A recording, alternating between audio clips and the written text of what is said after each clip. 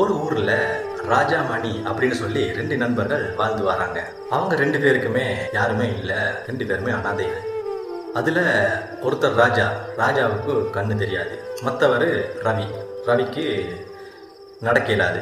இப்படியே ரெண்டு பேரும் அந்த ஊர்ல கிடைக்கிற வேலைகளை செஞ்சுக்கிட்டு அந்த ஊர்ல உள்ள மக்கள் கொடுக்குற உணவை சாப்பிட்டு அப்படியே நல்ல நண்பர்களாக வாழ்ந்து வராங்க. ஒரு நாள் அவங்க ஊருக்கு பக்கத்து ஊர்ல ஒரு திருவிழா இவங்களுக்கு கேள்விப்படுது. இவங்க ரெண்டு பேருக்கும் அங்கே போகணும்னு சொல்லி ரொம்ப ஆசை. பட் அவங்க ரெண்டு பேருக்கும் அங்கே போக முடியாது. ஏன்னா ஒருத்தருக்கு கண்ணு தெரியாது, இன்னொருத்தருக்கு நடக்க முடியாது. அந்த ஊருக்கு போகணும்னு சொன்னால் ரொம்ப தூரம் நடந்து போகணும். இப்போது என்ன பண்ணுறது அப்படின்னு சொல்லி ரெண்டு பேரும் சோகமாக அப்படியே உட்காந்துட்டு இருக்காங்க.